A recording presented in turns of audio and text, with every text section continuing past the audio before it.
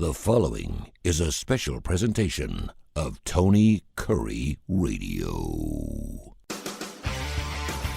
From hot dogs to cool kitties, this is Darkside of the Pooch. That's right, baby. Hot dogs and cool kitties. It has been a long time, and I am so happy to bring him back. Dr. Rab Stewart from the Rossbridge Animal Hospital joins us right here for Darkside of the Pooch. Dr. Rab, how are you, brother? I'm so glad to be back, my friend. I've missed you. I've missed this. It feels good. I love it. It was one of our most listened to shows. It's a local show here. Of course, you're part of the Rossbridge Animal Hospital. You can find them on Twitter at Rossbridge Vet. You can also call them at 208-0301. 208-0301. You could have moved to San Francisco, and that's where I'm taking my dogs and kitty cats to make sure they get the proper care. But how you been? It's been, has it been over a year since this whole pandemic thing went down? And we used to do the show in the studio. Now, obviously, we're doing it remotely. But how have you fared and everything good? Yeah, everything's good. I mean, when you go that long, lots of stuff happens, but then you're trying to remember what the heck happened? Like what has been going on for the last year? So I don't know, tons of stuff. And COVID really changed the veterinary industry in a lot of ways. So, it's really, I mean, in a strange way, it's hurt a lot of businesses, and veterinary medicine is not one that it hurt.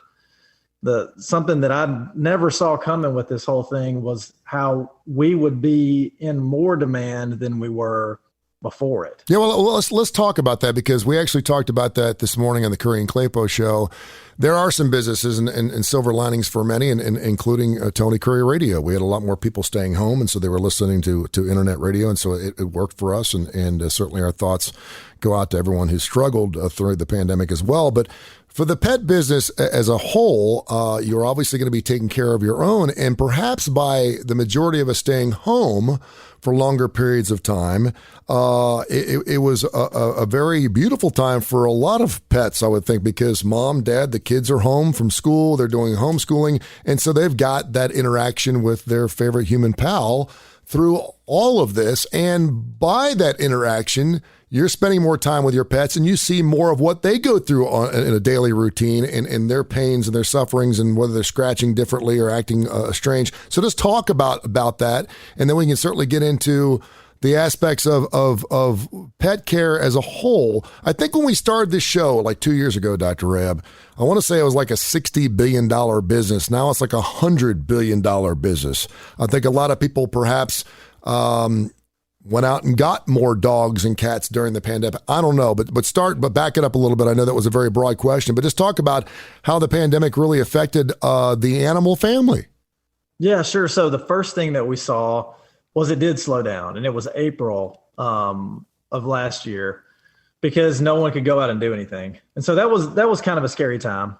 But then after you could leave your house, what people started doing was they were around their pets more because they were not at work. And so they started seeing all these things that was going wrong with their pets that they never knew before. They didn't realize that their pet was peeing all over the house. Mm. They didn't realize that the pet was scratching 24 hours a day, or, throwing up and then eating it. They didn't know all that stuff because they were home. Yeah.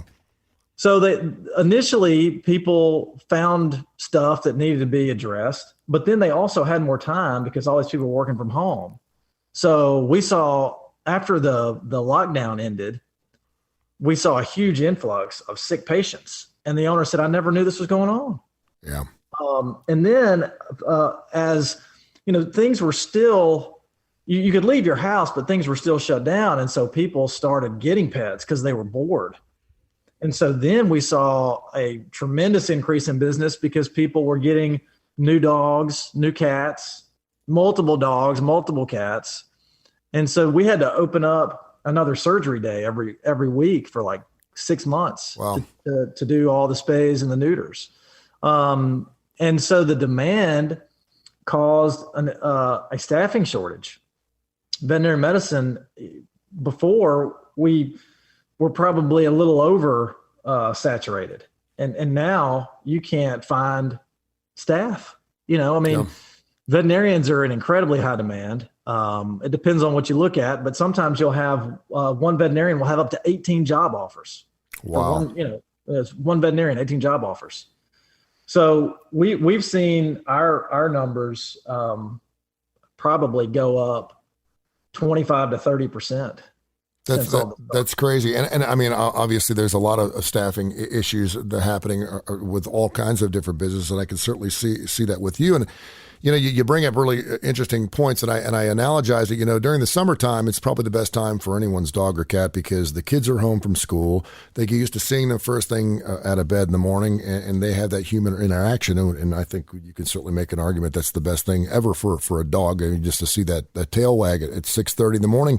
And then when the kids go back to school, obviously, mom and dad go back to work. That dog is sitting there home alone or chained up in the backyard or in its kennel. Talk about, from a psychological standpoint, I realize you're not a psychologist, but talk about that separation anxiety that a lot of our pooches and kitty cats go through when they're used to having that human interaction 24 hours a day, and all of a sudden it's gone. Yeah, it's a big part of it. So you mentioned summertime. And so what happened is we basically had a full year of summer for my business because we're always really busy in the summer for the same reasons that we were busy during the pandemic. But so that turned into a year-long summer. So it was a really busy year, and the pets got accustomed to having everybody at home and getting all the attention and getting let out 6 and 7 times a day and going on long walks. And now what we're seeing is people are going back to work and leaving home.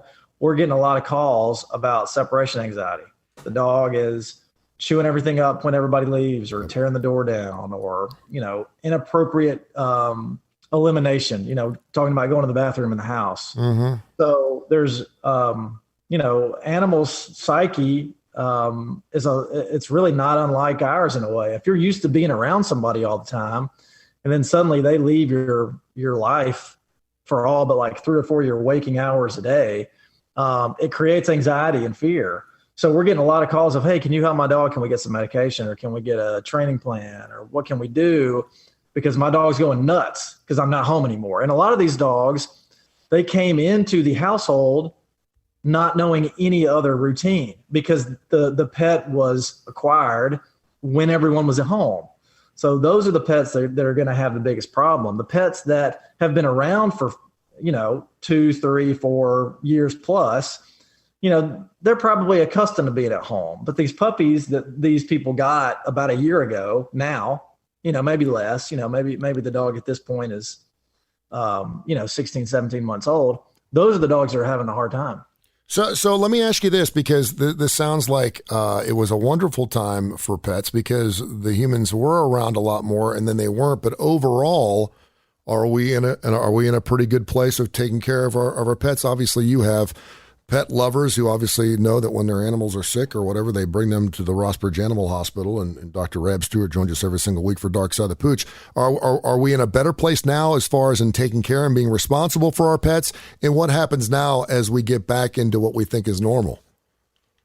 Yeah, I mean, as far as our clients and our pets, I mean, everybody that we have does a great job of taking care of their pets. They consider them a member of their family because we're in suburban, we're in suburban Hoover. So everybody's got a fence. The pets are basically indoors. So they're a part of the family. So I think the care is outstanding, and the care was better when everybody was at home. Because I mean, let's be honest, especially if you have kids, I mean, there's a pecking order, there's a hierarchy, and some things have to be put first. That's just the way it is. So, when everyone's out of the house and going to work and taking the kids to sports and that sort of thing, it's natural that the pets have to take a back seat. Yeah. So now we're back to that. Whereas, before we weren't. To talk a little bit about the routine, because I had 4 dogs now. Of course, I went through divorce, so I have 2, and so it's kind of cut my issues in half. And obviously, when you have 4, you have more things to deal with. But with the 2 particular dogs, and it is rare because when you have a 3 or 4 year old dog that is potty train, and all of a sudden it starts whizzing in the house. You're like, you lose your flipping mind, and you're like, what is wrong with you? And of course, the dog doesn't know what you're talking about, and it probably doesn't really understand why it's all of a sudden urinating in the house, even when a human being's around. Talk about how important a routine is to an animal, and I'm telling you, I've been taking my dogs for a walk every afternoon around 3:30. They know now that it's time for a walk, and sometimes I don't feel like going, and I feel guilty when I don't take them. It's almost like they get depressed on me. Yeah, routine is huge, and I can speak from experience. I've got a dog, 10-year-old, love him. His name's Renzo. He's a street dog. We got from Houston 10 years ago, over 10 years ago, and we've got a fence. And we had some tree damage, and it caught like the fence because of COVID. We can't get a panel. It's a long story, but so we have basically not been able to let our dog out off leash for a while. And this dog will not go to the bathroom when he is on a leash. And please talk about that. Expound a little bit on that, because I've got the same issues.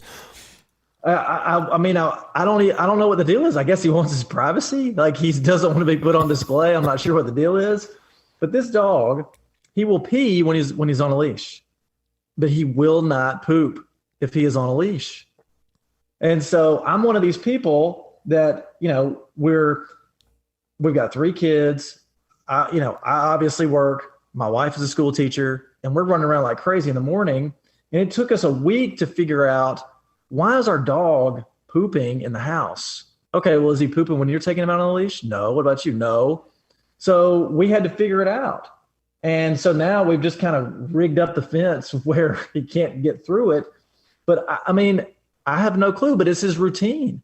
He never grew up. He's never grown up without a fence. And so now all of a sudden he doesn't have a fence. We've got to keep him on a leash because that's another problem. You know what? I need to talk to Dr. Josh about my dog's mental deficiencies. You probably do. You probably do. So anyway, he tries to run away any chance he gets.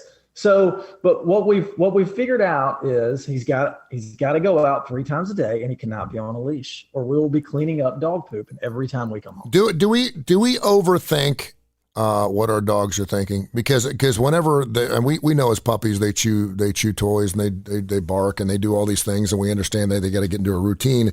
And then when you do have a dog that's in a routine and nothing really changes, and all of a sudden it starts doing things, it reverts back to its old habits, we right away go, what's wrong with Fifi, or what's wrong with this particular animal? Do they go through phases where they just quite frankly forget, and it's just better to go ahead and poop inside the house, or is that a telltale sign that maybe there's bigger issues at hand here? So if it's an older pet, then they can get dementia. I mean, it's documented.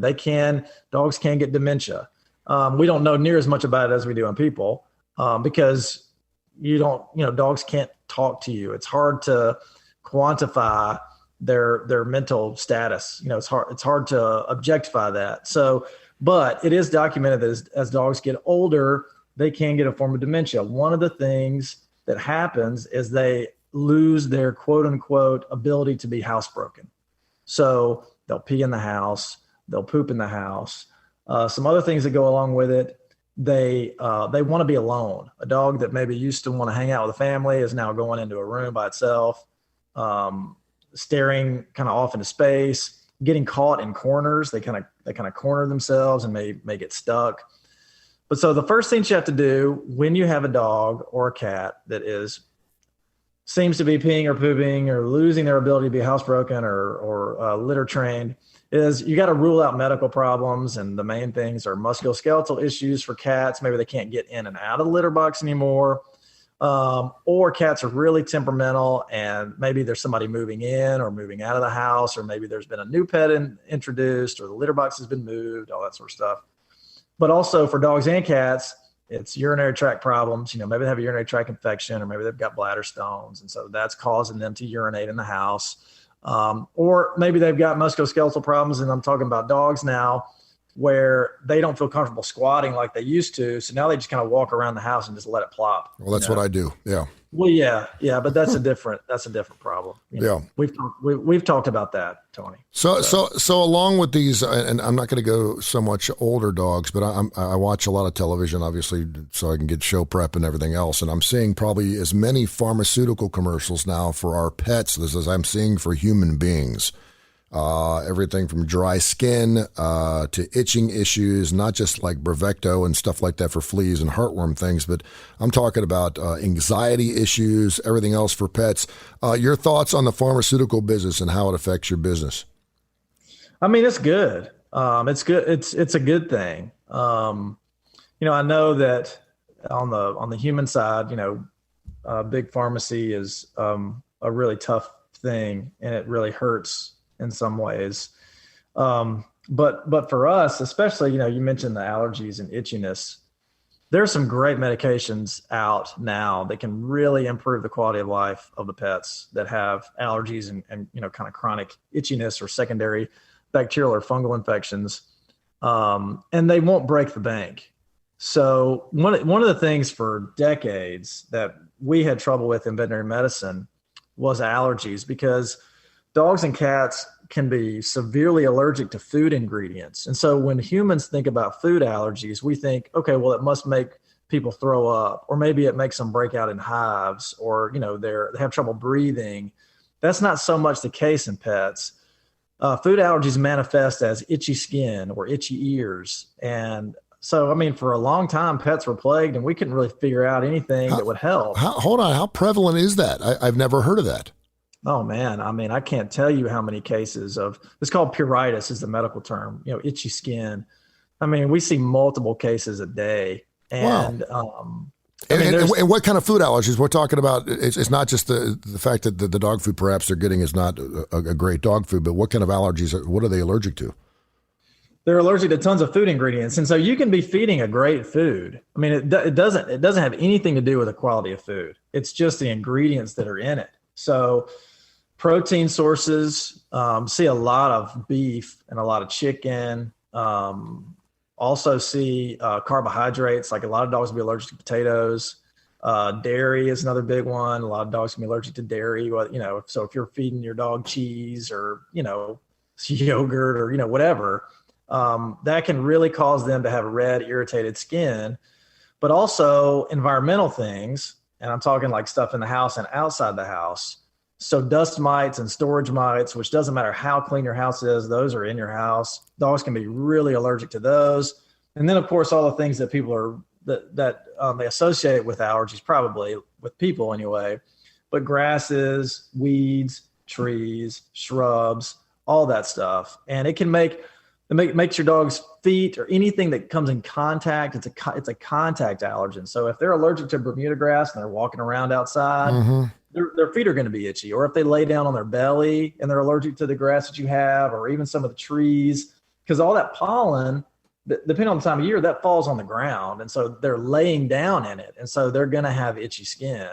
So what you can do is they have to be a certain age. They have to be 3 years or older most of the time, and you can allergy test them. And then maybe you can eliminate some things from their diet that they're allergic to. Or maybe you can say, all right, you can't really go outside as much anymore because you're allergic to this or that. Or if that's not possible at all, then you can get them on some of these medications we're talking about.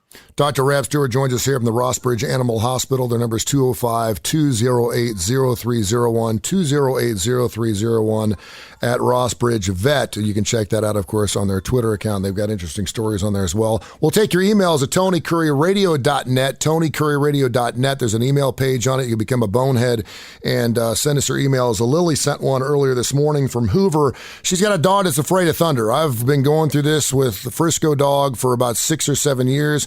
She was told by a veterinarian years ago to hold the pet close and just tell him it's going to be all right and it would go away. It never seems to work. She's tried thunder jackets whenever there's a 4th of July or fireworks going off. The dog freaks out. And she said now it's getting to the point where even it rains, this dog can't stop shaking. What can I do? Please help Dr. Rab.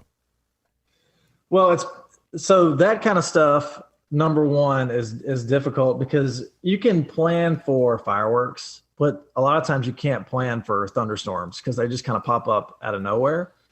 But that's usually going to be a case for medication. I'll go back to you mentioned the Thunder shirt, and just like people, there are certain dogs where certain things will comfort them. So if you have a dog that likes to be held, and if something is going on, all they need to have done to them is be held, then the Thunder shirt works really great because it gives them the sensation that they're being supported. That's how it works.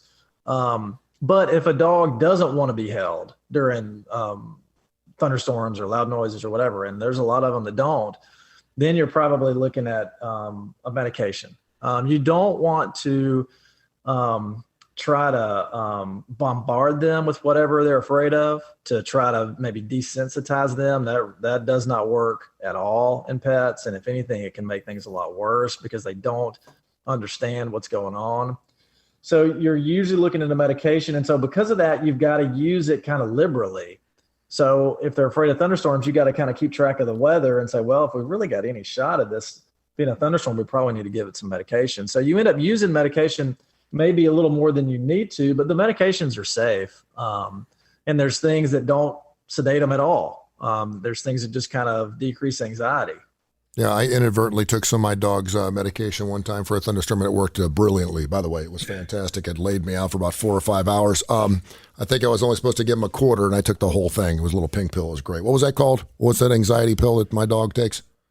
Trazodone or maybe acepromazine, or acepromazine's a sedative. Diazepam is another one. Those are the main ones. Fluoxetine, but that's one you got to give every day. Fluoxetine is Prozac. I got you. From John, he writes, and this is from Jackson, Mississippi. He mentioned this is right up my alley too, because all 4 of my dogs have had this happen. Got bit by some poisonous snake in the backyard. He didn't realize until he saw the fang marks in the dog's lip. It vomited violently. He didn't know what to do. And about $3,800 later, his dog was home the next day, and it was just fine, and nothing was done with his animal. What to do when your dog gets bitten by a poisonous snake? Go. If you know what the snake is, so if you're 100% sure that if it was a rattlesnake or copperhead or cottonmouth or whatever, then you can give them antivenom, and that'll help decrease the reaction to the bite. If you're not really sure, it's always good to have them seen. Even if you think it's a snake bite, or for sure it's a snake bite, but you're not sure what type of snake it is, it's really important to have them seen, because at a minimum, they can cause infections because snake mouths are dirty. And so it's basically injecting bacteria underneath the dog's skin. So that's, at best. At worst, the venom will circulate through the dog and basically make it so that they cannot clot their blood, and they can die from that. So being sure that their clotting profile is normal, putting them on antibiotics, oral antibiotics, putting them on something for pain, and then, just monitoring is all important things to do with snake bites. Dr. Rab Stewart joins us here every single week for Dark Side of the Pooch. You can also hear a replay of plays during the week right here on Tony Kurre Radio from Rossbridge Animal Hospital. He does fantastic work. All my animals go there. 205-208-0301, 208-0301. You taking new patients? Oh, every day, my friend. Okay, Ross Bridge Vet, at Ross Bridge Vet on Twitter. Molly from Bessemer writes in that she's got a female Yorkie that's 5 years old. She brought a brand new dog into the family, and her female dog will not stop humping it. What's the deal? The female dog is humping. Yes. Oh, yes. This is a classic case of dominance. So a lot of people think that a lot of people find it strange that a female dog would have that behavior. We associate males with that behavior. I won't name any names, but one of them I think is on this radio show, and it's not me. Yeah. I like humping things, by the way. Yeah. So it's a dominance thing. So that female is trying to show that she's in charge, and she wants everybody else to know it too, especially the new dog. That's how they kind of create that hierarchy. I had a female dog that did it because she was the alpha. She was the alpha female. She was the alpha of everything. She was the alpha of my kids, of my house, everything. So, you would hope, and usually what happens is that kind of works its way out. The other dog will understand that, okay, I need to take orders from this big bad bitch, and I can say that because the dog is probably intact. So I'm allowed to say that. She's a big bad bitch, triple B. Yeah. So, and it usually works itself out. But if it doesn't, that's when you can get a behaviorist involved or a trainer involved, or we can give you some tips on how to introduce them safely. Steve from Marietta writes to Dr. Rab Stewart, Rossbridge Animal Hospital's Darkside of the Pooch here. When is it flea season? He's had infestation in his apartment twice in the last 6 months. He's over it. He's tired of washing everything. As soon as you hear the word eggs, a pet owner will freak out. What is the best time to keep your dogs flea'd up, and how do you keep it from coming into your home? Where we are, it's year round. It's 12 months a year. It doesn't get cold enough to wipe away ectoparasites. I'm talking fleas and ticks. Especially the flea life cycle is an interesting thing. Without getting into too much detail, it can basically take 3 months before you eradicate all the life cycles in your home. So if you have a pet that gets fleas, you've got to treat them for 3 months before you get rid of all of the fleas that are on the pet and in the house. So it's a year-round thing because you're working through female fleas that are on the dog, that are laying eggs, and then those eggs have to hatch, and then those hatchlings have to get on the dog, and that takes time. So people get frustrated because they say, look, my dog had fleas. I gave it this preventative. And now here we are a month later, I'm still seeing fleas. Why? It's because those eggs have now hatched, and those fleas have to be exposed to the medication that we give the pet. Keep the questions coming. TonyCurryRadio.net, TonyCurryRadio.net. There's a piece right there at the bottom of the page where you can email us, and we'll read your questions here on Darkside of the Pooch with Rossbridge Animal Hospital's Dr. Rab Stewart. We don't have time to get into the taxidermist, so we'll have something for our next show we'll do. It's a wild story, but you can go to Tony Curry Radio on social media and see the story that I tweeted out earlier today. Your number's 205-208-0301, 208-0301, Rossbridge Vet, at Rossbridge Vet on Twitter. As always, Dr. Rab, I love you. Darkside of the Pooch, we'll do it again next week, all right? I cannot wait to talk about taxidermy. Thank you, brother. Appreciate you, man. All right, have a great week, Tony. You too, bud. This has been a special presentation of Tony Curry Radio.